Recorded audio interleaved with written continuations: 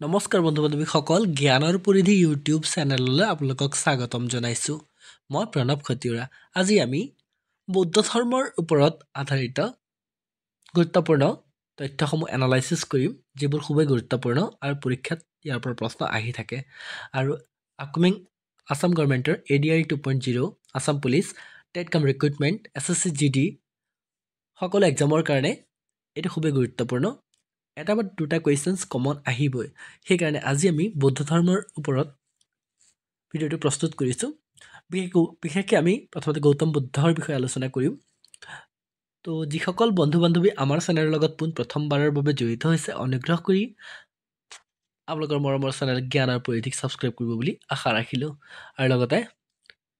বেল আইকনটো press কৰি ৰাখিব কাৰণ আমি দিয়া ভিডিঅ'সমূহৰ ন'টিফিকেশ্যন আপোনালোকে পোনপ্ৰথমতে পাব পাৰে আৰু ভিডিঅ'সমূহ মিছ নকৰাকৈ চাব পাৰে বৌদ্ধ ধৰ্ম আৰু আমি সকলোৱে জানো যে গৌতম বুদ্ধ হৈছে বৌদ্ধ ধৰ্মৰ প্ৰৱৰ্তক বা এই ধৰ্মৰ উৎপত্তিকাৰী বা সৃষ্টিকাৰী নহয়নে তো আহকচোন আজি আমি গৌতম বুদ্ধৰ বিষয়ে প্ৰথমতে আলোচনা কৰিম তাৰপিছত ক্ৰমে আমি বৌদ্ধ ধৰ্মৰ বিষয়ে আলোচনা কৰিম তেওঁলোকৰ যিবিলাক পিটক আছে বিনয় পিটক সুপ্ত পিটক অভিধম্ম পিটক এইখিনিও আলোচনা কৰিম আমি প্ৰথমতে আজি আমি বৌদ্ধ ধৰ্মৰ বিষয়ে আলোচনা কৰিম আৰু তাৰ প্ৰৱৰ্তকৰ বিষয়ে বৌদ্ধ ধৰ্মৰ প্ৰৱৰ্তক বা উৎপত্তিকাৰী হ'ল গৌতম বুদ্ধ এয়া আমি সকলোৱে জানো গৌতম বুদ্ধৰ জন্ম হৈছিল খ্ৰীষ্টপূৰ্ব 563 অৰ্থাৎ 563 কপিল বস্তুৰ ওচৰৰ লুম্বিনী বনাঞ্চলত আৰু এই লুম্বিনী বনাঞ্চল ক'ত আছে আমি জানো সেইটো আছে নেপালত আৰু এইটো হৈছে লুম্বিনী বনাঞ্চল আৰু এই লুম্বিনী বনাঞ্চলতে জন্ম হৈছিল এছিয়াৰ লাইট বুলি কোৱা হয় যাক লাইট অফ এছিয়া অৰ্থাৎ গৌতম বুদ্ধ এই বনাঞ্চলতে তেওঁ জন্ম লাভ কৰিছিল আৰু এইটো হৈছে লুম্বিনী বনাঞ্চল ক'ত আছে এইটো নেপালত আছে মনত ৰাখিব ইয়াৰ পিছত আমি আহিছোঁ তেওঁৰ পিতৃ জানিব লাগিব আমি আৰু তেওঁৰ পিতৃ আছিল শুদ্ধোধন মনত ৰাখিব খুব গুৰুত্বপূৰ্ণ শুদ্ধোধন আৰু তেওঁ আছিল শাক্য গণৰ মুৰব্বী আছিল আৰু ইয়াৰ পৰা এটা কথা গম পালোঁ যে কোনটো কুলত গৌতম বুদ্ধৰ জন্ম হৈছিল শাক্য বংশত শাক্য কুলত ঠিক আছে আৰু শুদ্ধোধন আছিল তেওঁৰ পিতৃ আৰু তেওঁৰ শাক্যগণৰ মুৰব্বী আছিল তেওঁৰ পিতৃ আৰু মাতৃ মায়া দেৱী তেওঁ আছিল কলীয়া গণৰাজ্যৰ কন্যা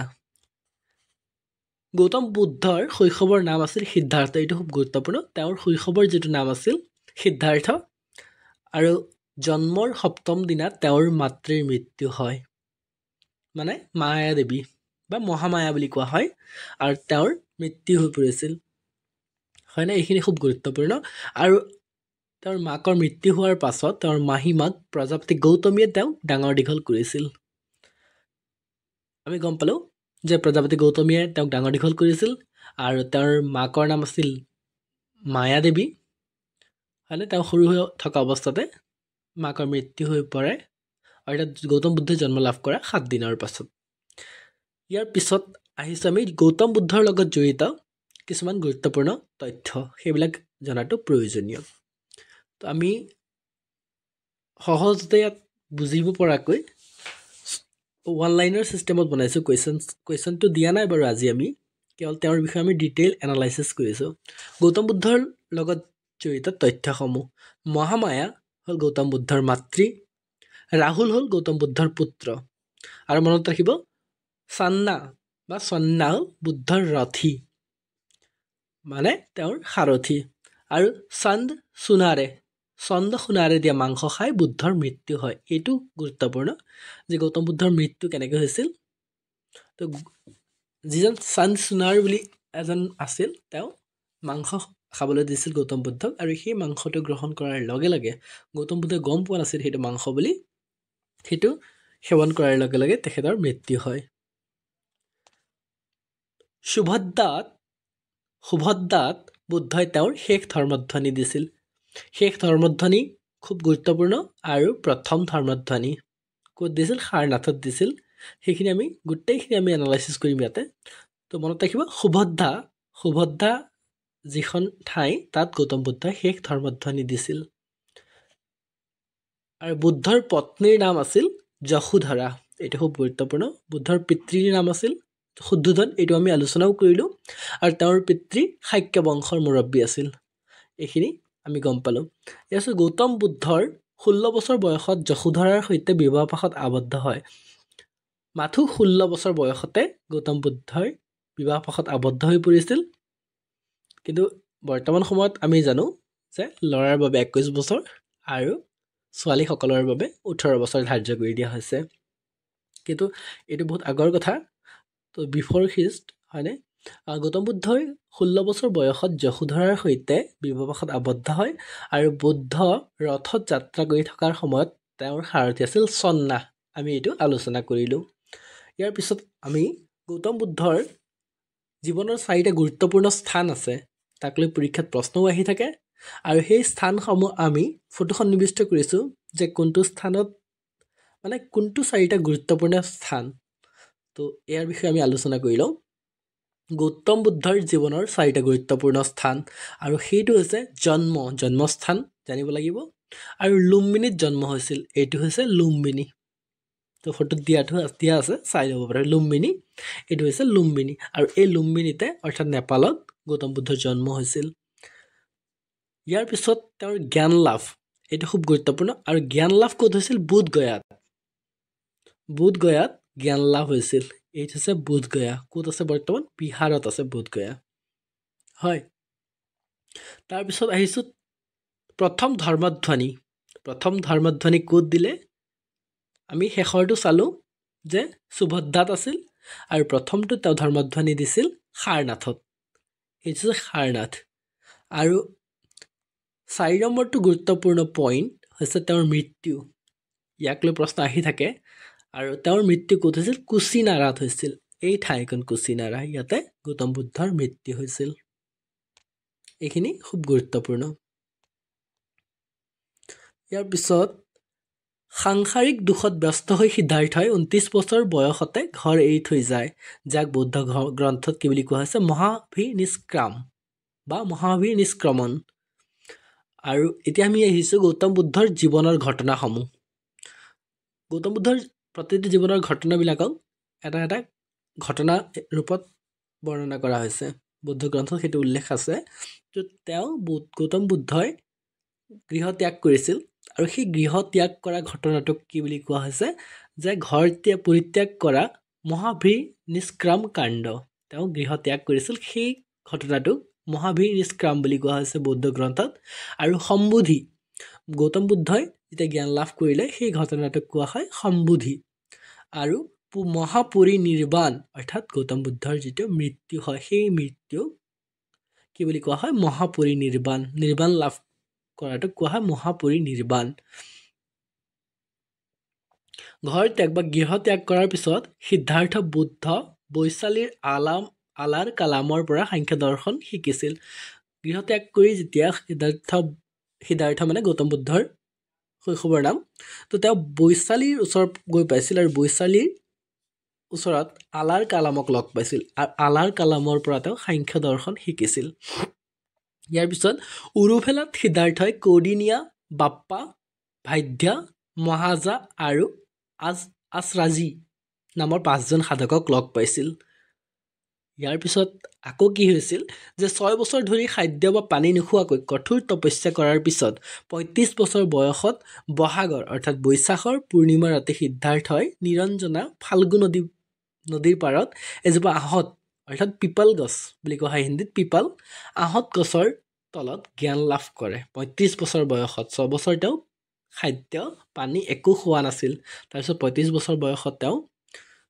পূৰ্ণিমা ৰাতি বহাগ মাহৰ পূৰ্ণিমা ৰাতিত নিৰঞ্জনা বা ফাল্গু নদীৰ পাৰত এজোপা আহঁত গছ আছিল আহঁত গছৰ তলত জ্ঞান লাভ কৰে আৰু এইটো হৈছে জ্ঞান লাভ আৰু যিজোপা গছৰ তলত তেওঁ জ্ঞান লাভ কৰে সেইটো হৈছে বুদ্ধি বুলি কোৱা হয় বুদ্ধি মানে জ্ঞান আৰু বুদ্ধিদ্ৰোম বুলি আমাৰ এইটো কি আছিল বৌদ্ধ গ্ৰন্থসমূহত উল্লেখ আছে য'ত তেওঁ জ্ঞান লাভ কৰে সেই জ্ঞান লাভ বোধিদ্ৰোমত কৰিছিল আৰু বুদ্ধি মানে জ্ঞান আৰু বোধিদ্ৰোম আৰু যোনটো বা যিটো আহঁত গছৰ তলত হৈছিল বা সেই আহঁত গছটো কি বুলি কোৱা হয় সেইটো কোৱা হয় বোধি বৃক্ষ মানে বোধি গছ এইটো গুৰুত্বপূৰ্ণ আৰু এই হৈছে বৃক্ষ বা বোধিদ্ৰুম ঠিক আছে জ্ঞান লাভ কৰাৰ পিছত সিদ্ধাৰ্থ বুদ্ধ নামেৰে পৰিচিত হয় যেতিয়া তেওঁ জ্ঞান লাভ কৰে তাৰপিছত সিদ্ধাৰ্থ আছিল তেওঁৰ শৈশৱৰ নাম লৰাই কালৰ নাম আৰু তাৰপিছত তেওঁ বুদ্ধ নামেৰে পৰিচিত হৈ পৰে আৰু সেই স্থানক বোধগয়া বুলি কোৱা হয় আৰু যিটো স্থানত তেওঁ জ্ঞান লাভ কৰিলে সেই ঠাইখনক কোৱা হয় বোধগয়া আৰু যিজোপা গছৰ তলত তেওঁ জ্ঞান লাভ কৰিলে সেইজোপা কোৱা হয় বোধি বৃক্ষ বা বোধিদ্ৰুম বন্ধু-বান্ধৱীসকল আমাৰ ভিডিঅ'সমূহত লাইক কৰিব আমাৰ চেনেলটো ছাবস্ক্ৰাইব কৰিব আৰু বেল আইকনটো প্ৰেছ কৰি ৰাখিবলৈ নাপাহৰিব আমি দিয়া ভিডিঅ'সমূহ পোনপ্ৰথমতে পাব পাৰে আৰু ভিডিঅ'সমূহ মিছ নকৰাকৈ চাব পাৰে বুদ্ধৰ জীৱনৰ লগত জড়িত গুৰুত্বপূৰ্ণ প্ৰতীক বহুত কিছুমান প্ৰতীক আছে যিবোৰ বৌদ্ধ গ্ৰন্থত দেখুওৱা হৈছে তেওঁৰ জীৱনৰ তেওঁৰ গুৰুত্বপূৰ্ণ প্ৰতীক হিচাপে দেখুওৱা হৈছে যেতিয়া বুদ্ধই গৰ্ভত প্ৰৱেশ কৰিছিল তাত এটা প্ৰতীক দেখুওৱা হৈছে জন্মৰ সময়ত এটা প্ৰতীক দেখুওৱা হৈছে ঠিক তেনেকৈ যৌৱনৰ সময়খনত এটা প্ৰতীক দেখুওৱা হৈছে গৃহ ত্যাগ কৰিছে যেতিয়া সেইটোকো এটা প্ৰতীক হিচাপে দেখুওৱা হৈছে বুদ্ধ গ্ৰন্থসমূহত এইটো উল্লেখ পোৱা যায় তো আহকচোন ইয়াৰ বিষয়ে অকণ আমি চাই লওঁ ভগৱান বুদ্ধৰ লগত জড়িত গুৰুত্বপূৰ্ণ প্ৰতীকসমূহ প্ৰথমটো হৈছে যেতিয়া ভগৱান বুদ্ধই মাতৃগৰ্ভত প্ৰৱেশ কৰিছিল আৰু সেই মাতৃগৰ্ভত প্ৰৱেশ কৰাৰ এটা প্ৰতীক দেখুওৱা হৈছে সেইটো হৈছে হাতী হয়নে এই হাতী হৈছে ভগৱান বুদ্ধ মাতৃগৰ্ভত প্ৰৱেশ কৰাৰ প্ৰতীক ইয়াৰ পিছত পদুম ফুল জন্মৰ প্ৰতীক হৈছে পদুম আৰু যৌৱনৰ প্ৰতীক ভগৱান বুদ্ধৰ যেতিয়া যৌৱন প্ৰাপ্তি হৈছিল সেই যৌৱন প্ৰাপ্তিৰ সময়ৰ যিটো প্ৰতীক আছিল সেইটো হৈছে ষাঁড়গৰু আৰু গৃহ ত্যাগ কৰিছিল তেওঁ গৃহ ত্যাগ কৰাৰ যিটো প্ৰতীক দেখুওৱা হৈছে ঘোঁৰা হৈছে তেওঁৰ গৃহ ত্যাগ কৰাৰ প্ৰতীক তাৰপিছত জ্ঞানৰ প্ৰতীক যেতিয়া তেওঁ জ্ঞান লাভ কৰিছিল আহঁত জোপাৰ তলত আৰু সেই জ্ঞানৰ প্ৰতীক হৈছে বোধি বৃক্ষ বা আহঁত আৰু সমৃদ্ধিৰ প্ৰতীক হৈছে সিংহ হৈছে সমৃদ্ধিৰ প্ৰতীক আৰু তেওঁৰ নিৰ্বাণৰ প্ৰতীক হৈছে পদচিহ্ন হৈছে তেওঁৰ নিৰ্বাণৰ প্ৰতীক আৰু শেষৰটো অষ্টমটোৰ প্ৰতীক হৈছে 8টা প্ৰতীক আছে আৰু মৃত্যুৰ প্ৰতীক স্তূপ আৰু স্তূপ হৈছে মৃত্যুৰ প্ৰতীক ইয়াৰ পিছত আমি কেইটামান গুৰুত্বপূৰ্ণ পইণ্ট আলোচনা কৰি লওঁ বৌদ্ধ গ্ৰন্থত ধৰ্মচক্ৰ প্ৰৱৰ্তন বুলি কোৱা সাৰনাথ ঋষভপত্তনমত বুদ্ধই প্ৰথম ধৰ্মধ্বনি দিছিল মনত ৰাখিব ক'ত ধৰ্মধ্বনি প্ৰথম দিছিল শেষৰটো আমি গম পালোঁ সুভদ্ৰাত আৰু প্ৰথমটো ধৰ্মধ্বনি দিছিল সাৰনাথৰ ঋষভপত্তনমত এইটো খুব গুৰুত্বপূৰ্ণ প্ৰশ্ন আহি থাকে বুদ্ধই তেওঁৰ শিক্ষা সাধাৰণ মানুহৰ ভাষা পালি ভাষা দিছিল ভগৱান বুদ্ধই যে তেওঁৰ যি শিক্ষা প্ৰদান কৰিছিল আৰু সেই শিক্ষা বা ধৰ্মধ্বনিখিনি কি ভাষাত দিছিল সাধাৰণ মানুহবিলাকে বুজি পোৱা ভাষা তেতিয়াৰ পালি ভাষাত দিছিল আৰু যিখিনি বিনয় পিটক সূত্ৰ পিটক অভিধম্ব পিটক এই তিনিটা কোৱা হয় ত্ৰিপিটক বৌদ্ধ ধৰ্মৰ লগত জড়িত গ্ৰন্থ খুব গুৰুত্বপূৰ্ণ আৰু ত্ৰিপিটক বুলি কোৱা হয় তিনিটা পিটকক একেলগে ত্ৰিপিটক বুলি কোৱা হয় ইয়াৰ পিছত চাওঁ যে আনন্দৰ অনুৰোধত বুদ্ধই প্ৰথমবাৰৰ বাবে বৈশালীত মহিলাক সংঘত ভৰ্তি কৰে তো আনন্দ বোলা এজন ব্যক্তি আছিল তেওঁ অনুৰোধ কৰিছিল যে তাৰ আগলৈকে কিন্তু বৌদ্ধৰ যিবিলাক সভা হয় তাত মহিলাৰ প্ৰৱেশ নাছিল বা নিষিদ্ধ আছিল কিন্তু আনন্দই অনুৰোধ কৰে যে তেওঁ যে বৈশালীত হৈছিল প্ৰথমবাৰৰ বাবে বৈশালীত মহিলাক সংঘত ভৰ্তি কৰিছিল আৰু সেই সংঘত ভৰ্তি কৰা মহিলাগৰাকী খুব গুৰুত্বপূৰ্ণ চাওঁচোন কোননো তেওঁ আৰু আনন্দৰ অনুৰোধত বুদ্ধই প্ৰথমবাৰৰ বাবে বৈশালীত মহিলাক সংঘত ভৰ্তি কৰে আৰু সংঘত প্ৰৱেশ কৰা প্ৰথমগৰাকী মহিলা আছিল প্ৰজাপতি গৌতমী গম পালোনে তেওঁৰ মাতৃ তুলনীয়া মাতৃ ডাঙৰ দীঘল কৰিছিল প্ৰজাপতি গৌতমীয়ে আৰু তেওঁ হৈছে প্ৰথমগৰাকী শিষ্যা বুলি ক'ব লাগিব লেডি কোৱা হয় যে বুদ্ধৰ শিষ্য সুন্দৰ দ্বাৰা গাহৰিৰ মাংস খুৱাই 80 বছৰ বয়সত উত্তৰ প্ৰদেশৰ দেউৰীয়া ঠাইত কুশীনৰাত খ্ৰীষ্টপূৰ্ব 483 মৃত্যু হয় তো এইটো খুব গুৰুত্বপূৰ্ণ যে তেওঁৰ মৃত্যু ক'ত হয় কুশীনৰাত হয় সেইটো খুব গুৰুত্বপূৰ্ণ আৰু কোৱা হয় কি বুলি জনা যায় যে গৌতম বুদ্ধই গাহৰি মাংস ভক্ষণ কৰিবলগীয়া হৈছিল মানে অজানিতে কোনোবাই তেওঁক গাহৰি মাংস খাবলৈ দিছিল আৰু তেওঁ আছিল কোন সুন্দৰ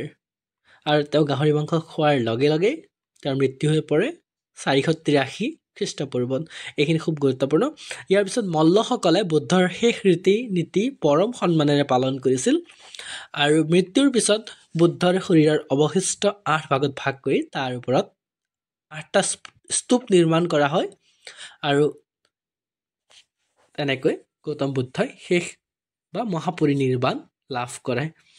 বন্ধু বান্ধৱীসকল, আজি আমি গৌতম বুদ্ধৰ বিষয়ে বহু কথা আলোচনা কৰিলোঁ। ভিডিঅ'টো সম্পূৰ্ণকৈ চোৱাৰ বাবে পুনৰবাৰ অশেষ ধন্যবাদ জ্ঞাপন কৰিলোঁ আমাৰ সমূহ বন্ধু বান্ধৱীলৈ, আৰু অনুগ্ৰহ কৰি আমাৰ চেনেলটো ছাবস্ক্ৰাইব কৰিব বুলি আশা ৰাখিলোঁ। Thank U.